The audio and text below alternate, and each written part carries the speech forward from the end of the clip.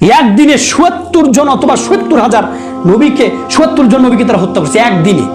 এই বনি ইসরায়েল জাতি, এই ইহুদি জাতি এত নিকৃষ্ট। মুহাম্মদ সাল্লাল্লাহু আলাইহি সাল্লামকে সবচেয়ে বিপদের কষ্টের সম্মুখীন যুদ্ধে প্রতারণা করার দিক দিয়ে সবচেয়ে বেশি যে শত্রুতা পোষণ করেছিল এই যে কাফেরের দেরকে যারা সাহায্য করেছিল, এবং মদিনায় এসে আল্লাহ রাসূল সাল্লাল্লাহু আলাইহি ওয়াসাল্লাম যে কষ্টের সম্মুখীন পড়েছিল, এর পিছনে তাকিয়ে দেখবেন যে ইহুদি জাতি রয়েছে। ইহুদি আবু জাহেল, উতবা, সাইবা এদেরকে সহযোগিতার পিছনে ছিল ইহুদি জাতি একটা। ইহুদি জাতি কেন মুহাম্মদ সাল্লাল্লাহু আলাইহি ওয়াসাল্লামকে মানলো না? মুহাম্মদ তাদের ধর্মের থেকে আসলো না, তাদের গোত্র থেকে আসলো না, বিদায় আর মানলো না। এই যে ইহুদি জাতি খাজরাজ এবং আউস গোত্র ছিল মদিনায়, এই খাজরাজ গোত্র নবী সাল্লাল্লাহু আলাইহি সাল্লামের পরিচয় পাইছে কার কাছ থেকে জানেন? এই ইহুদি জাতির কাছ থেকে। তারা মুহাম্মদ সাল্লাল্লাহু আলাইহি সাল্লামের নবুয়তের কথা আগে বলছে, আমাদের মধ্যে একজন ব্যক্তি আসবে, তার নামে এই হবে, এরকম দেখতে হবে। খাজরাজ গোত্র যখন দেখলো যে মুহাম্মদ সাল্লাল্লাহু আলাইহি সাল্লামের তো তার মধ্যে এটা রয়েছে, তিনি তো নবী, তখন তারা ইহুদিদের আগে এই খাজরাজ গোত্র মুহাম্মদ সাল্লাল্লাহু আলাইহি সাল্লামের হাতে ইসলাম ধর্ম গ্রহণ করলো। এই ইহুদিরা কিন্তু যখন দেখলো যে তাদের মতের বিরুদ্ধে, তাদের আদর্শ বিরুদ্ধে, তাদের গোত্র থেকে আসলো, তারা আর মানলো না। এই ইহুদি জাতি আর মুহাম্মদ সাল্লাল্লাহু আলাইহি সাল্লামকে মানলো না।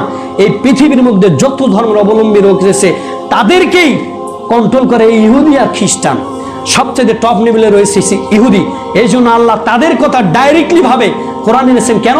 ইয়া আইয়ুহাল্লাযীনা আমানু লা তাত্তাখিযুল ইয়াহুদা ওয়ান নাসারা আউলিয়া, তোমরা ওদেরকে বন্ধু হিসেবে গ্রহণ করিও না।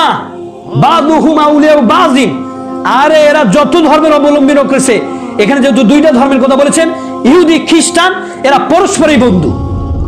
এরা যতই মতের বিরুদ্ধে থাক না কেন, এরা মুসলমান নিধন, এর আগে আলোচনা করেছিলাম, এরা মুসলমানকে নিধন করতে এরা সবাই এক। আল্লাহ রাসূল বলেছেন, ইবনে মাজার হাদিস, আল্লাহ নবী সাল্লাল্লাহু আলাইহি ওয়াসাল্লাম বলেছেন, আল কুফরু মিল্লাতু ওয়াহিদ।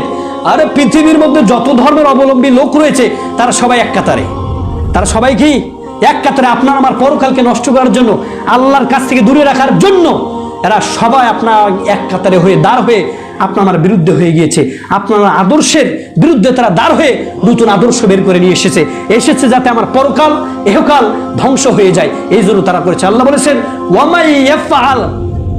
ওয়ামাই ইয়াতাওয়াল্লাহু মিনকুম, তোমাদের মধ্যে যে ব্যক্তি তাদের আদর্শ, মতবাদ, কালচার গ্রহণ করবে, ওয়ামাই ইয়াতাওয়াল্লাহু মিনকুম ফাইন্নাহু মিনহুম, সে তাদেরই অন্তর্ভুক্ত হয়ে যাবে। আল্লাহ নবীর হাদিসে এরা বলেন, মান তাশাব্বাহা বিকওমিন ফাহুয়া মিনহুম, যে ব্যক্তি যে জাতির আদর্শ গ্রহণ করবে সেই ব্যক্তি সেই জাতির হিসেবেই গণ্য হয়ে যাবে, সে জাতি সেই আদর্শ হিসেবেই গণ্য হয়ে যাবে। এটা বলতেছি শোনেন।